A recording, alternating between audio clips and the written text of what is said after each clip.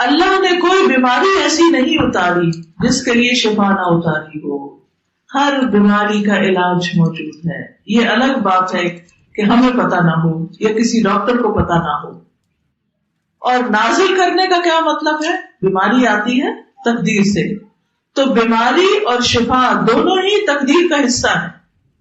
یعنی اگر بیماری تقدیر کا حصہ ہے تو شفا بھی تقدیر سے ہوتی ہے. اور جب کوئی دوا بیماری کے مطابق ہوتی ہے تو اللہ کے اذن سے شفا ہو جاتی ہے، لیکن بڑھاپے اور موت کا کوئی علاج نہیں ہے. حدثنا محمد بن المثنى حدثنا ابو احمد الزبيري حدثنا عمر بن سعيد بن ابي حسين قال حدثني عطاء بن ابي رباح عن ابي هريره رضي الله عنه عن النبي صلى الله عليه وسلم قال ما انزل الله داء الا انزل له شفاء. ابو ہریرہ رضی اللہ عنہ سے روایت ہے، نبی صلی اللہ علیہ وسلم سے روایت کرتے ہوئے کہتے ہیں کہ آپ صلی اللہ علیہ وسلم نے فرمایا ما انزل اللہ داء، نہیں اتاری اللہ نے کوئی بیماری، الا انزل له شفاء، مگر اللہ نے اس کے لیے شفا بھی اتاری ہے، یعنی اس کی شفا کا بھی انتظام کیا ہے. ایک اور روایت میں آتا ہے کہ تم بیماری کا علاج کرو لیکن حرام چیزوں سے دوا نہ کرو. یعنی علاج تو ہے لیکن حرام سے نہیں. یہاں اصل میں امام بخاری اس نظریے کی تردید کرنا چاہتے ہیں کہ بعض لوگوں کا خیال یہ ہے کہ جب بیماری آئے تو صرف صبر کرو اور اپنے آپ علاج نہ کرو اور بیماری پر راضی رہو. یعنی بعض صوفیاء کا یہ خیال ہے کہ بیماری بھی اللہ کے حکم سے آئی ہے تو پھر اس پر صبر کرو اور علاج نہ کرو کیونکہ آپ کو تکلیف پر اجر ملے گا. لیکن سنت کی پیروی میں اجر ملتا ہے، دین کی تعلیمات پر عمل کرنے میں اجر ملتا ہے. تو اس لیے یہاں پر آپ دیکھیے کہ رسول اللہ صلی اللہ علیہ وسلم کا یہ فرمانا کہ ہر بیماری کی شفا موجود ہے، دوا موجود ہے، تو پھر بیماری پہ راضی ہو کے بیٹھ نہ جاؤ، علاج کی کوشش کرتے رہو. اور علاج کے لیے ضروری ہے سب سے پہلے کہ بیماری کی تشخیص ہو، ڈائگنوز کی جائے کہ مرض ہے کیا، مرض کیوں ہوا ہے، اور پھر اس کے مطابق علاج کیا جائے. کیونکہ بعض اوقات علاج کرتے ہیں لیکن شفا نہیں ہوتی کیونکہ یہی نہیں سمجھ آتی کہ مسئلہ کیا ہے. تو رسول اللہ صلی اللہ علیہ وسلم نے ایک اور حدیث میں فرمایا ہر مرض کی دوا ہے. جب کوئی دوا بیماری کے نشانے پہ بیٹھ جاتی ہے تو اللہ کے حکم سے مریض تندرست ہو جاتا ہے. یعنی ڈاکٹر کو ابھی یہ نہیں پتا چلا کہ کیا دینا چاہیے، اس مریض کے لیے کیا ضرورت ہے، لیکن جب اللہ تعالیٰ کے اذن سے اس کے دماغ میں آ جاتا ہے کہ یہ دوا بنتی ہے اور وہ دیتا ہے تو مریض ٹھیک ٹھاک ہو جاتا ہے. اذن اللہ کا ہوتا ہے، توفیق بھی اللہ کی ہوتی ہے، لیکن کوشش اور محنت انسان کی ہوتی ہے. اور انسانوں کو اس علم کو پڑھنا بھی چاہیے. ڈاکٹر بننا، اس علم کو پڑھنا اگر انسانوں کے فائدے کی نیت سے ہو، اللہ کے اس حکم کے مطابق تو اجر ہی اجر ہے. وہ جتنے سال اس میں لگائے گا، جتنا تھکے گا، جتنی محنت کرے گا، اور پھر جس طرح مریضوں کو دیکھے گا، ان کا دکھ دور کرے گا، تو یہ سارے کا سارا اللہ کے حکم کے مطابق ہے. کیونکہ نبی صلی اللہ علیہ وسلم کیا فرما رہے ہیں کہ ہر مرض کی دوا، اور جب کوئی دوا بیماری کے نشانے میں بیٹھتی ہے تو اللہ کے حکم سے مریض تندرست ہو جاتا ہے. تو اس کو ڈھونڈنے کی ضرورت ہوتی ہے. تو جیسا کہ پہلے میں نے عرض کیا کہ 2 طریقوں سے شفا ہوتی ہے، ایک ہے دوا سے اور دوسرا ہے دعا سے. تو بیماری جب ہو تو 2 چیزیں یاد رکھے، دعا اور دوا دونوں ہی کریں. اب آپ دیکھیے کہ دعائیں تو ہمیں وحی کے ذریعے معلوم ہوئی اور دوائیں جو ہیں یہ تجربات کے ذریعے بھی، اور کچھ نبی صلی اللہ علیہ وسلم نے بھی ہمیں بتائی ہیں. علاج کروانے کا ایک تیسرا طریقہ بھی لوگوں نے اختیار کر رکھا ہے. وہ کیا ہے؟ ایسا دم جھاڑ جو شریعت میں منع ہے، ایسے ٹوٹکے وغیرہ جس کا کوئی بنیاد نہیں ہے، یا محض وہم کی بنیاد پر علاج کرنا اور غیر شرعی طریقے اختیار کرنا. مثلا کوئی پیتل کا چھلا پہن لیتا ہے، کوئی دھاگا باندھ لیتا ہے، کوئی گرے لگا کے پہن لیتا ہے، کوئی چینز پہنتا ہے. یعنی اس قسم کے جو بھی طریقے ہیں جو غیر شرعی طریقے ہیں ان سے بچنا چاہیے. کسی قبر پہ جا رہے ہیں، اس کی مٹی اٹھا رہے ہیں، کوئی جسم پہ مٹی مل رہے ہیں، اس طرح کی چیزوں سے بچنا چاہیے. یہ غیر شرعی طریقہ ہے. شرعی طریقے سے دعا اور دوا دونوں کے ذریعے علاج کیا جا سکتا ہے، لیکن غیر شرعی طریقے سے علاج کرنے سے انسان کا ایمان بھی جاتا ہے اور اس کی آخرت بھی برباد ہو جاتی ہے. دنیا میں تو علاج کیا ہوگا، آخرت ہی گما بیٹھے. تو وہ طریقے جن میں شرک پایا جاتا ہو، جس میں اللہ کے علاوہ کسی اور سے کچھ مانگا جاتا ہو کہ آپ ہماری مدد کریں. جیسے کہ بہت سے لوگ جب بچے پیدا نہیں ہوتے تو کیا کرتے ہیں، کہاں لے جاتے ہیں، درگاہوں پہ لے جاتے ہیں، مزاروں پہ لے جاتے ہیں، اور پھر کہتے ہیں کہ انہوں نے ہمیں اولاد دی ہے. نعوذ باللہ. قرآن کیا کہتا ہے، یَهَبُ لِمَن یَشَاءُ إِنَاثًا وَيَهَبُ لِمَن یَشَاءُ الذُّکُورَ. جس کے لیے چاہتا ہے لڑکیاں دیتا ہے، جس کے لیے چاہتا ہے لڑکے دیتا ہے، اور جس کو چاہتا ہے بانٹ کر دیتا ہے، جس کو چاہتا ہے ملا کے دیتا ہے، دونوں دیتا ہے، اور جس کو چاہتا ہے بانٹ کر دیتا نہیں دیتا. یہ اس کی تقسیم ہے، یہ اس کی مرضی ہے، یہ اس کا فیصلہ ہے. لیکن اگر اللہ نے نہیں لکھا تو کسی دربار پہ جانے، کسی درگاہ پہ جانے سے اولاد نہیں ہوگی. اس سے بچنا چاہیے. پھر اس حدیث میں آپ دیکھیے کہ ما انزل اللہ داء، نہیں اتاری اللہ نے کوئی بھی بیماری.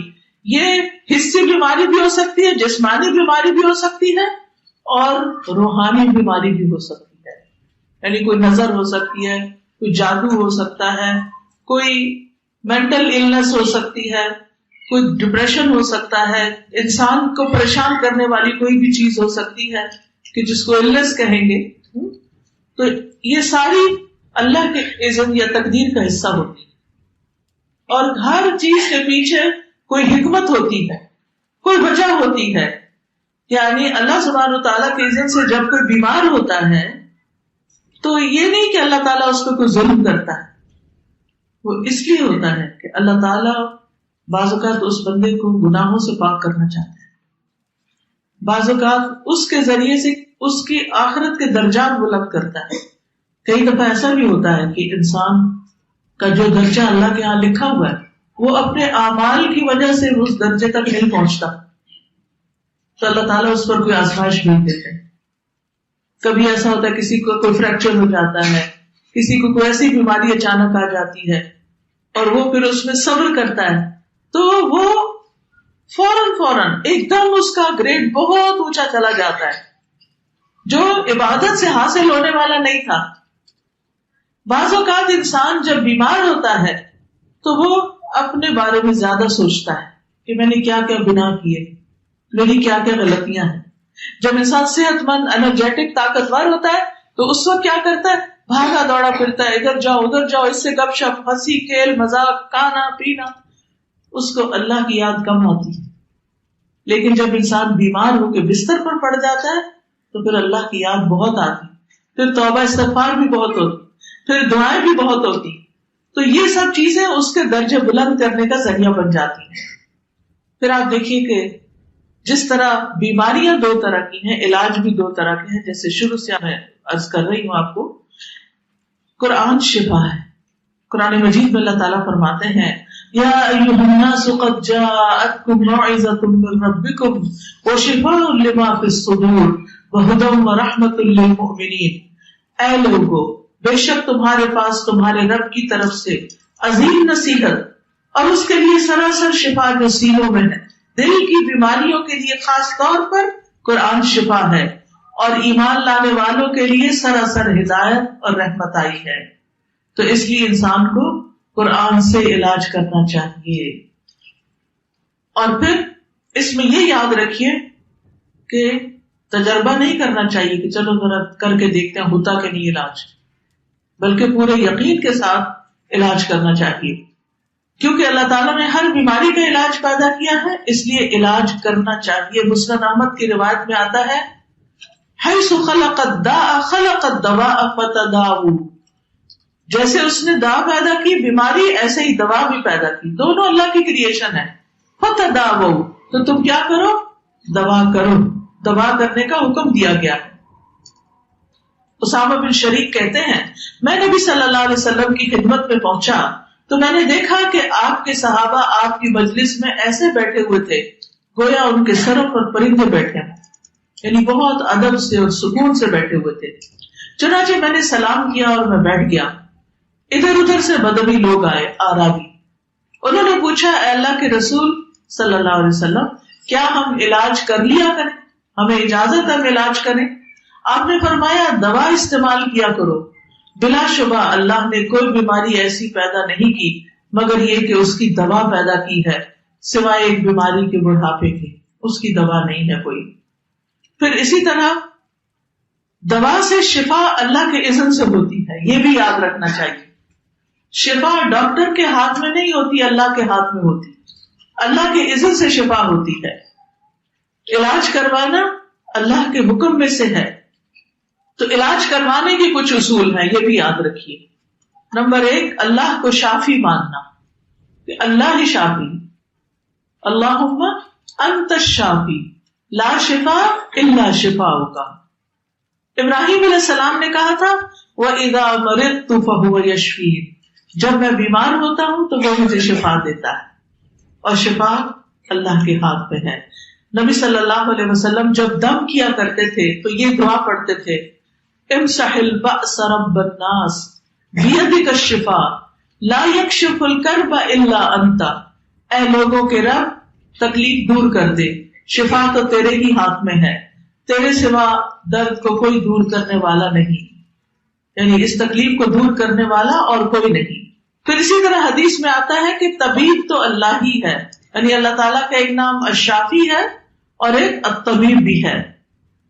ابو رمزہ کہتے ہیں میرے والد نے رسول اللہ صلی اللہ علیہ وسلم سے عرض کیا مجھے آپ اپنی وہ چیز دکھائیں جو آپ کی پشت پر ہے، یعنی مہر نبوت جو تھی، کیونکہ میں طبیب ہوں. آپ نے فرمایا طبیب تو اللہ ہے بلکہ تو رفیق ہے، یعنی مریض کو تسکین اور دلاسا دیتا ہے. اس بیماری کا طبیب تو وہی ہے جس نے اس کو پیدا کیا ہے. تو اصل طبیب اور علاج کون کرتا ہے؟ اللہ ہی کرتا ہے. اللہ ہی بندوں سے تکلیفوں کو دور کرتا ہے. ایوب علیہ السلام کی بیماری کس نے دور کی تھی؟ اللہ سبحانہ وتعالیٰ نے. وَأَيُّوبَ إِذْ نَادَىٰ رَبَّهُ أَنِّي مَسَّنِيَ الضُّرُّ وَأَنْتَ أَرْحَمُ الرَّاحِمِينَ. اور ایوب علیہ السلام جب اس نے اپنے رب کو پکارا کہ بے شک مجھے تکلیف پہنچی ہے اور تو رحم کرنے والوں میں سب سے بڑھ کر رحم کرنے والا ہے، تو ہم نے اس کی دعا قبول کر لی. کیا دعا کی تھی انہوں نے؟ انی مسنی الضر وانت ارحم الراحمین. تو اللہ تعالیٰ نے ان کی دعا قبول کر لی، بس اس کی جو بھی تکلیف تھی دور کر دی، اور اس کے گھر والے اور ان کے ساتھ اس کی مثل اور عطا کر دیے اپنے پاس سے رحمت کے لیے، اور ان لوگوں کے لیے یاد دہانی جو عبادت کرنے والے ہیں. تو اللہ سبحانہ تعالیٰ جب انسان مصیبت کے وقت اس کو پکارتا ہے تو اللہ تعالیٰ بندوں سے مصیبت دور کر دیتا ہے. تو سب سے پہلے علاج کرواتے وقت دل میں کیا پکا یقین رکھنا ہے؟ شفا اللہ دیتا ہے. ڈاکٹر ایک وسیلہ ہے، ایک ذریعہ ہے، اس کو بھی یہ توفیق، یہ دماغ، یہ محنت، یہ سب کچھ، یہ سمجھ اللہ نے دی ہے. تو اللہ کے اذن سے شفا ہوگی. دوسری چیز کتاب اللہ سے علاج کرنا. ہم بعض اوقات صرف دوائیوں پر ڈیپینڈ کرتے ہیں جبکہ اللہ کی کتاب سے بھی شفا حاصل ہو سکتی ہے. سورۃ بنی اسرائیل میں اللہ تعالیٰ فرماتے ہیں وَنُنَزِّلُ مِنَ الْقُرْآنِ مَا هُوَ شِفَاءٌ وَرَحْمَةٌ لِّلْمُؤْمِنِينَ، اور ہم قرآن کے ذریعے سے وہ چیز نازل کرتے ہیں جو مومنوں کے لیے شفا اور رحمت ہے. حضرت عائشہ سے مروی ہے کہ رسول اللہ صلی اللہ علیہ وسلم ایک مرتبہ ان کے پاس تشریف لائے تو ایک عورت حضرت عائشہ کا علاج کر رہی تھی یا آپ کو دم کر رہی تھی. تو آپ نے فرمایا عالجیہا بکتاب اللہ، اس کا علاج کتاب اللہ کے ساتھ کرو، یعنی اللہ کی کتاب میں سے کچھ پڑھ کر اس کو دم کرو جس سے اس کا علاج ہو. اللہ کی کتاب میں وہ کون سا حصہ ہے جس کا نام ہی الشفا؟ ماشاء اللہ، سورۃ الفاتحہ. سورۃ الفاتحہ سے علاج کیا جانا چاہیے، کیونکہ ایک سفر میں صحابہ کرام نے ایک شخص جس کو بچھو نے کاٹ دیا تھا اس پر سورۃ الفاتحہ پڑھ کر دم کیا تو وہ درست ہو گیا. پھر سورۃ البقرہ سے علاج جیسے جادو وغیرہ کا، نظر کا، رسول اللہ صلی اللہ علیہ وسلم نے فرمایا سورۃ البقرہ پڑھا کرو کیونکہ اس کا پڑھنا باعث برکت ہے اور اس کو چھوڑ دینا باعث حسرت ہے. اس کے پڑھنے والے پر جادوگر قدرت نہیں پا سکتے. پھر معوذتین سے علاج، رسول اللہ صلی اللہ علیہ وسلم جنوں اور انسانوں کی بری نظر سے پناہ مانگا کرتے تھے یہاں تک کہ معوذتین نازل ہو گئی. جب یہ صورتیں نازل ہو گئی تو آپ نے ان کو لازم پکڑ لیا اور ان کے سوا دوسروں کو چھوڑ دیا. تو قرآن کے یہ حصے خاص طور پر، پھر اسی طرح آپ نے دیکھی ہوگی کتاب منزل یا رقیہ جس کو بولتے ہیں، ان آیات میں بھی اس طرح کے معنی پائے جاتے ہیں کہ بیماری میں ان کو بھی پڑھا جا سکتا ہے. پھر سنت سے علاج، قرآن سے علاج اور سنت سے علاج. انبیاء علیہ السلام کو قلبی اور روحانی ادویات دی گئی ہیں. ابن قیم کہتے ہیں کہ وہ وحی جو اللہ اپنے نبیوں کو کرتا ہے اس میں ایسی چیزیں ہوتی ہیں جس میں لوگوں کے لیے شفا ہوتی ہے. اس میں وہ دوائیاں بھی ہوتی ہیں جو بیماریوں سے شفا دیتی ہیں. یعنی وحی کے ذریعے صرف ڈوز اینڈ ڈونٹ سے نہیں اترے، اس میں شفا کی باتیں بھی اتری ہیں. وہ کہتے ہیں وہ ایسی ہوتی ہے جن کی طرف بڑے بڑے ڈاکٹروں کی عقل نہیں پہنچ پاتی اور ان دوائیوں تک ان کے علوم، تجربات اور قیاسات نہیں پہنچ سکتے. اور وہ ادویہ قلبی اور روحانی ہیں. مثلا تھکاوٹ کے علاج کے لیے نبی صلی اللہ علیہ وسلم نے کیا نسخہ بتایا؟ رات کو سوتے وقت پیناڈول لے کے ساتھ 33 دفعہ سبحان اللہ، 33 دفعہ الحمدللہ، 34 بار اللہ اکبر. ڈر اور خوف دور کرنے کا نسخہ، جیسے بچے بھی ڈرتے ہیں نا، تو رسول اللہ صلی اللہ علیہ وسلم نے فرمایا جو رات سے خوف کھائے کہ وہ اسے پریشان کرے گی یا مال خرچ کرنے سے بخل کرے یا دشمن سے مقابلہ کرنے سے ڈرے تو چاہیے کہ وہ اس قول کی کثرت کر دے سبحان اللہ و بحمدہ. بس اتنا ہی ہے، سبحان اللہ و بحمدہ. یعنی جب آپ کو ڈر لگ رہا ہو، کبھی لگا ڈر، سب کو کبھی نہ کبھی لگتا ہے، جب ڈر لگے تو تسبیح شروع کر دے سبحان اللہ و بحمدہ. اور اللہ کا ذکر ویسے بھی بچاؤ ہے، یعنی دشمن سے بچاؤ کا ذریعہ ہے. جوڑوں کے درد کا علاج ہر جوڑ کا صدقہ ہے. نبی صلی اللہ علیہ وسلم نے فرمایا تم میں جو کوئی آدمی صبح کرتا ہے اس کے ہر جوڑ پہ صدقہ لازم ہوتا ہے. یعنی صبح ہم جب اٹھتے ہیں تو ہر جوڑ پہ صدقہ واجب ہو جاتا ہے کہ اس کا صدقہ نکالو. ہم عام طور پر صرف پیسے سے صدقہ نکالنا جانتے ہیں اور ہر ایک کے پاس پیسے تو نہیں ہوتے، تو پھر صدقہ کیا کرے؟ اشراق کے نفل، یعنی 2 نفل، ذرا دیر سے پڑھے تو 4، جلدی پڑھے تو اشراق. یہ 2 نفل جو ہیں یہ 360 جوڑوں کا صدقہ ہے.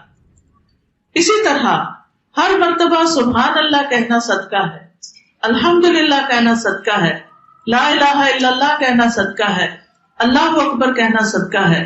تو آپ کیا پڑھ سکتے ہیں؟ ایک تسبیح کر لیں سبحان اللہ والحمدللہ ولا الہ الا اللہ واللہ اکبر، ٹھیک ہے.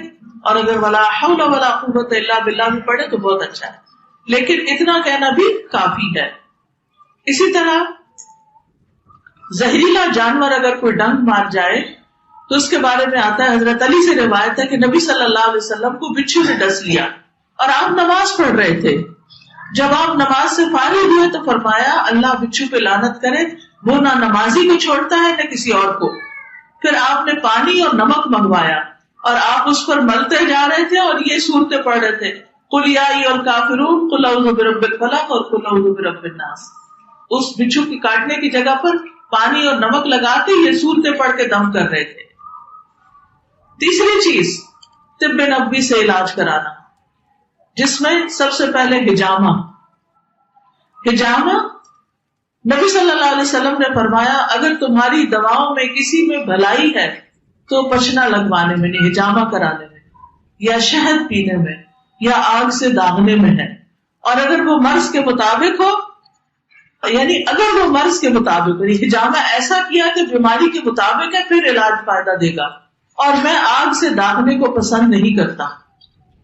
پھر اسی طرح سنن ابی داؤد کی روایت ہے، جس نے چاند کی 17، 19 اور 21 تاریخوں کو حجامہ کرایا اسے ہر بیماری سے شفا ہو جائے گی۔ پھر کلونجی کے دانوں میں موت کے علاوہ ہر بیماری سے شفا ہے۔ کلونجی کے تیل پر شرعی دم کر کے اس کو رکھ لیں اور جہاں کہیں تکلیف ہو اس کے اوپر لگائیں اور کھلائیں بھی۔ اس دفعہ میں نے تجربہ کیا، میں کراچی گئی تو جاتے ہی مجھے رستے میں جیسے ایئرپورٹ سے نکلتے ہی آگے گئی تو مجھے تھوڑا فلو ہو گیا، اور میرا جب ایک دفعہ فلو ہوتا ہے تو بہت ٹائم لیتا ہے اور بہت زیادہ ایک طرح سے مشکل میں ڈال دیتا ہے۔ تو اللہ نے دل میں ڈالا، میں نے شہد میں کلونجی کا تیل ملایا، مکس کیا اور اس کا تھوڑا تھوڑا لینا شروع کر دیا۔ الحمدللہ تیسرے دن مجھے اللہ نے آرام دے دیا، اور اس کے دوران پڑھاتی بھی رہی، سب کام کرتی رہی، ورنہ میری بیماری میں تو مجھے لازماً لیٹنا پڑتا ہے اور بہت تکلیف ہوتی، لیکن اللہ ہی نے دل میں ڈالا، کیونکہ جب میں وہاں پہنچی تو انہوں نے میرے لیے بالکل فریش کلونجی کا آئل نکلوا کے رکھا ہوا تھا کمرے میں، تو اس میں میری نظر پڑی اور شہد بھی رکھا ہوا تھا، تو ان کو دونوں کو ملایا اور اس سے علاج شروع کر دیا۔ الحمدللہ کوئی دوا نہیں لینی پڑی، کچھ نہیں، اللہ نے اسی سے شفا دی، کیونکہ شہد میں بھی شفا ہے، کلونجی میں بھی، اور دونوں کو اگر آپ ملا لیں تو پھر نور نلا نور۔ شہد کے بارے میں قرآن مجید میں آتا ہے فیہ شفاء للناس، کہ جس میں لوگوں کے لیے شفا ہے۔ رسول اللہ صلی اللہ علیہ وسلم نے فرمایا شفا 3 چیزوں میں ہے، پچھنے لگوانے میں، شہد پینے میں، اور آگ سے داغ لگانے میں، اور میں اپنی امت کو آگ سے داغ لگانے میں منع کرتا ہوں۔ پھر آب زمزم کا پانی اس مقصد کے لیے ہے جس کے لیے وہ پیا جائے، یعنی جس نیت سے آپ اس کو پیئیں گے اس میں انشاءاللہ آپ کو فائدہ دے گا۔ آپ صلی اللہ علیہ وسلم نے فرمایا اس زمین پر، اس پلانٹ پر سب سے بہترین پانی زمزم کا پانی ہے، یہ بھوکے کے لیے کھانا اور بیماری سے شفا ہے۔ پھر پانی سے علاج، آپ صلی اللہ علیہ وسلم کو جب بخار ہوا تھا تو آپ نے لوگوں کو کیا حکم دیا تھا کہ پانی کا ٹب بھرے اور آپ کے اوپر پھر پانی ڈالا جائے۔ نبی صلی اللہ علیہ وسلم نے فرمایا جب کسی کو بخار ہو جائے تو 3 رات سحری کے وقت اس پر ٹھنڈا پانی بہایا جائے۔ سردیوں میں آبویسلی نہیں، لیکن یہ کہ گرمیوں میں، ٹھنڈے سے مراد اس زمانے میں فریج نہیں تھے اور نہ فریزر تھے، اس سے مراد یہ ہے کہ جیسے رات کا پانی ہوتا ہے ٹھنڈا۔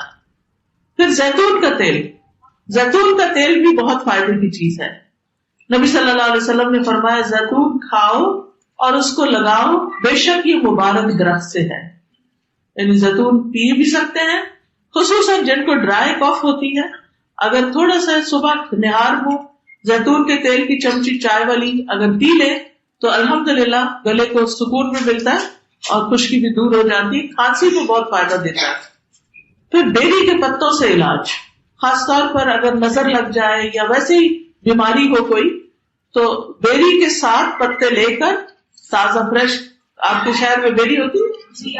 ہاں، ایک ہوتا ہے بیر نہیں، بیری، جو چھوٹے بیر ہوتے ہیں نا، اس کے پتے کم از کم 7 پتے لے لیں، اگر زیادہ بھی لے لیں کوئی حرج نہیں، لیکن کم سے کم 7 پتے ہونے چاہیے اس کے۔ ان کو آپ کوٹ لیں یا پیس لیں۔ آپ یہ بھی کر سکتے ہیں کہ پلاسٹک کا وہ ہوتا ہے نا لفافہ، اس کے اندر رکھ کے اس کو ڈبل کر کے اس کے اوپر سل کا بٹا جو ہوتا ہے یا کوئی بھی ایسی چیز، اس سے آپ مارتے جائیں تو وہ سارا کرش ہو جاتا ہے۔ اصل میں اس کو کرش کرنا ہوتا ہے پتوں کو، پھر اس کو پانی میں ملا دیں۔ آپ اس کا جوشاندہ بھی بنا سکتے ہیں، ابال بھی سکتے ہیں، اس سے سارا رس نکل آتا ہے۔ اور اگر نہیں ابالنا چاہتے تو بھی وہ پانی کے اندر ایسے ہی ہے جیسے آپ لیمو پانی بناتے ہیں نا، تو کچھ لوگ اس میں منٹ پودینہ ڈال دیتے ہیں، تو اسی طرح وہ کچھ اور نہیں ڈالنا، خالی پانی کے اندر پتے کوٹ کے وہ ڈال دینے، اور پھر اس کے بعد اس پر آیت الکرسی، سورۃ الفاتحہ، تینوں کل یہ پڑھیں، یعنی سورۃ فاتحہ سے شروع کر لیں، آیت الکرسی پڑھیں اور تینوں کل پڑھ لیں، بس اتنا بھی کافی ہے۔ اور اگر لمبا رقیہ پڑھنا چاہیں تو وہ بھی پڑھ سکتے ہیں، وہ اونچی آواز میں پڑھ کے اس پر دم کر لیں، اسی پانی میں سے 3 گھونٹ پی لیں، 3 سانس جیسے ہوتا ہے نا، پیتے ایک پیتے دوسری دفعہ تیسری دفعہ، صرف نہیں، پیٹ بھر کے پی لیں آپ بے شک۔ اور یہ بھی ہو سکتا ہے کہ وہ پتے چھوٹے چھوٹے گلے میں آئے تو آپ اس کو چھان کر بھی پی سکتے ہیں، اور باقی جو پانی ہے اس کو زیادہ بالٹی میں ملا کر غسل کر لیں، یعنی نہانے میں اس کو استعمال کر لیں. آپ یہ بھی کر سکتے ہیں کہ جب نہا چکے تو آخر میں سارے جسم کو اس پانی سے دھو لیں. تو یہ بھی جس بیماری کے ختم ہونے کی نیت سے آپ کریں گے، ہر ایک کی بیماری الگ ہوتی ہے نا، تو یہ صرف کسی ایک خاص بیماری کے لیے نہیں، کسی بھی بیماری کے لیے فائدہ مند ہے. اور یہ ان لوگوں کے لیے بھی فائدہ مند ہے جن کو جادو کی وجہ سے، جن ہسبینڈ وائف کے بیچ میں تعلقات ٹھیک نہ ہو اور ان کو مشکل پیش آ رہی ہو. کوئی بات نہیں، کچھ نہیں ہوتا، کیونکہ وہ تو یعنی قرآن تو بیچ میں نہیں آیا نا، وہ تو اس کا اثر آیا. پھر اسی طرح جنگلی بکری کے گوشت سے علاج، پھر عود ہندی سے، پھر تلبینہ، مہندی. نبی صلی اللہ علیہ وسلم کو اگر کہیں زخم ہوتا یا کانٹا چبھ جاتا تو آپ زخم والی جگہ پر مہندی لگا لیتے تھے، تو اس سے وہ اس کو صاف کر دیتی. لیکن ممنوع ہے کچھ علاج، جیسے شرکیہ دم، شرکیہ چیزیں. پھر اسی طرح حرام ادویات، حرام میں شفا نہیں، حرام بذات خود بیماری کا باعث ہوتا ہے.